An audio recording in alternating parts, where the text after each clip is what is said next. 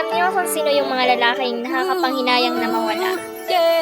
Hindi gwapo, hindi rin macho, hindi rin mayaman o kung ano pa man, kundi yung lalaking may paninindigan na hanggang dulo hindi ka iiwan.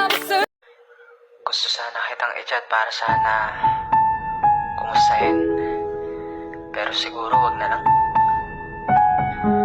Baka kasi kapag ginawa ko pa yun,